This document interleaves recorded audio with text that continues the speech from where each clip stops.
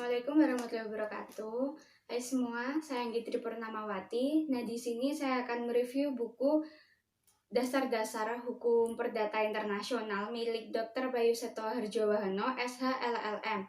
Nah, buku ini berisi 11 bab, yaitu mengenai pengertian HPI, kemudian sejarah HPI, sejarah HPI di Indonesia, hukum perselisihan, asas-asas HPI, dan masih banyak lagi. Oke, langsung saja dari segi pengertian. Hukum perdata internasional. Bisa dipahami, internasional itu adalah sesuatu yang berbau asing. Jadi, hukum perdata internasional merupakan bidang hukum keperdataan yang menangani kasus-kasus yang berbau internasional.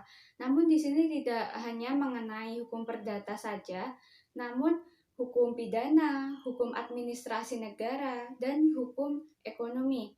Kemudian, masalah pokok yang dibahas dalam HPI ini adalah hakim atau pengadilan mana yang berwenang untuk menangani suatu perkara yang bersangkutan. Yang kedua adalah menentukan hukum mana yang diberlakukan untuk menyelesaikan suatu permasalahan tersebut. Yang ketiga ini adalah apakah pengadilan asing memiliki kewenangan yurisdiksional untuk memutus suatu perkara atau tidak. Yurisdiksi itu adalah wilayah atau daerah tempat berlakunya sebuah undang-undang yang berdasarkan hukum. Nah, kemudian sejarah HPI. Sejarah HPI ini dimulai pada masa Kekaisaran Romawi pada abad 2 sampai 6 Masehi hingga HPI universal. Kemudian pada masa itu dikenal 3 asas, yaitu asas leg recitae, asas domisili, dan asas leg loci contratructus. Nah, selanjutnya adalah sejarah HPI di Indonesia. HPI di Indonesia ini tumbuh sejak masa Hindia Belanda, dan di Indonesia itu sendiri tidak memiliki peraturan yang secara komprehensif mengatur kaidah HPI. Hingga saat ini, peraturan utama yang dipergunakan untuk menyelesaikan suatu perkara HPI termuat di dalam pasal 16-18 Algemeen Bepalingman van Wetgeving voor Indonesia. Ya, cukup susah ya pengucapannya. Oke, kemudian adalah hukum perselisihan. Hukum perselisihan merupakan keseluruhan peraturan atau keputusan hukum yang menunjukkan stelsel hukum manakah yang berlaku atau apakah yang merupakan hukum jika hubungan dan peristiwa antara warga negara dalam satu negara memperlihatkan titik-titik pertalian dengan stelsel dan kaidah hukum yang berbeda dalam lingkungan kuasa, waktu, tempat, pribadi, dan soal-soal. Kemudian, metode pendekatan hukum perselisihan itu yang pertama adalah titik taut. Titik taut merupakan fakta-fakta dari sekumpulan fakta-fakta HPI yang bersangkutan dengan tempat. Jadi, menentukan hukum intern atau wilayah mana yang memungkinkan untuk berlaku dalam suatu perkara. Kemudian titik taut ini ada dua. Yang pertama adalah titik taut primer. Titik taut primer merupakan fakta-fakta dari sebuah perkara yang mana menunjukkan bahwa hal tersebut merupakan peristiwa hukum yang mengandung unsur-unsur HPI dan mengandung unsur-unsur asing.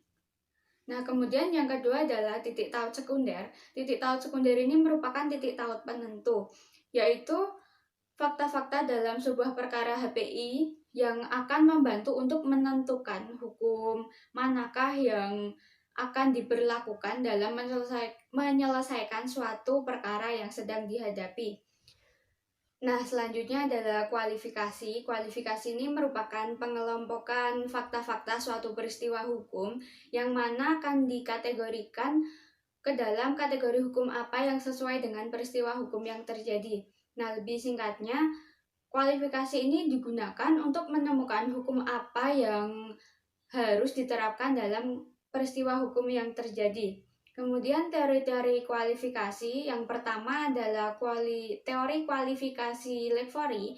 Ini beranggapan bahwa pengadilan yang mengadili perkara lah yang berhak untuk menentukan hukumnya sendiri. Yang kedua adalah teori kualifikasi Lekos, yaitu menurut teori ini bahwa proses kualifikasi dalam HPI harus dijalankan sesuai dengan hukum yang berlaku.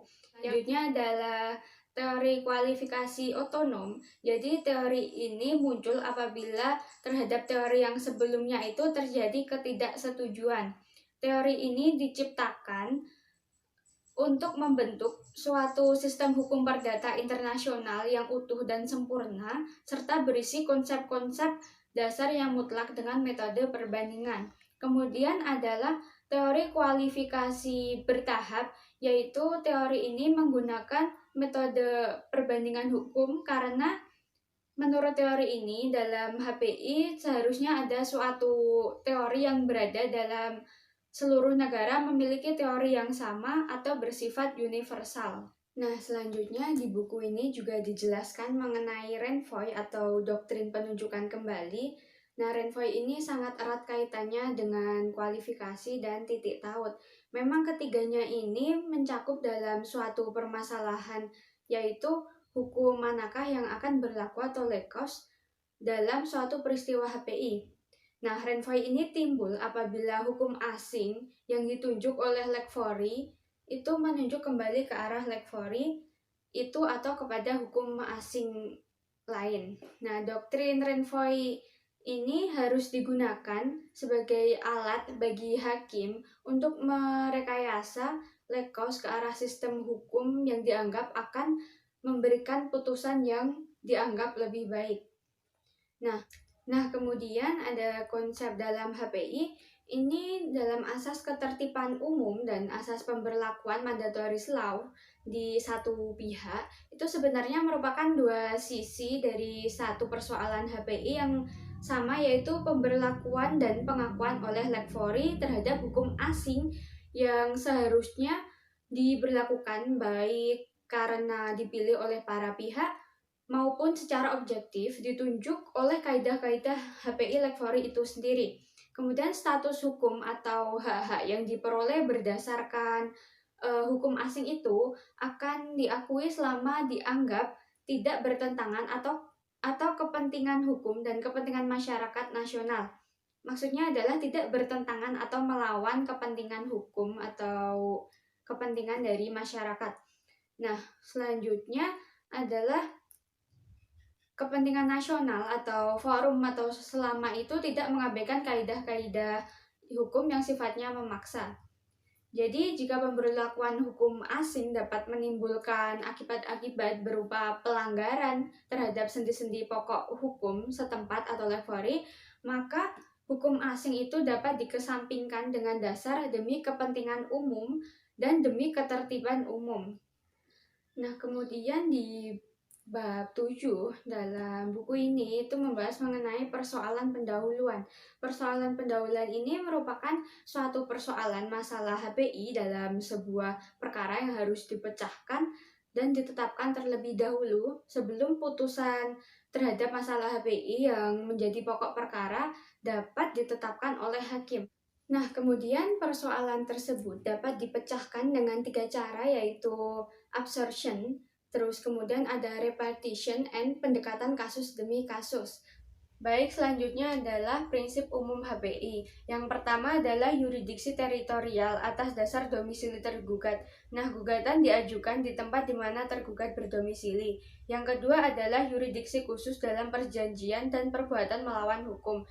Penggugat memiliki kesempatan melakukan gugatan di tempat terjadinya perjanjian. Yang ketiga adalah yurisdiksi karena persetujuan.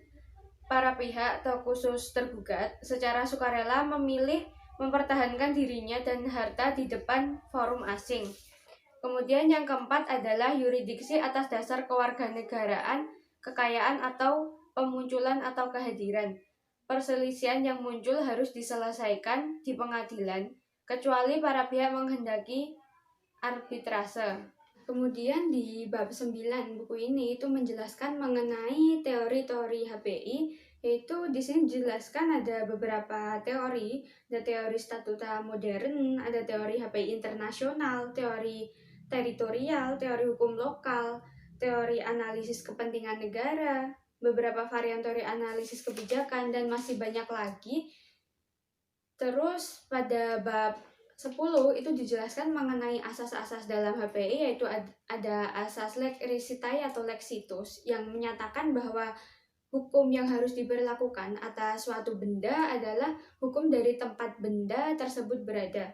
Kemudian ada asas loci contra tructus itu yang menyatakan bahwa terhadap perjanjian-perjanjian yang bersifat HPI berlaku kaidah-kaidah hukum dari tempat pembuatan perjanjian.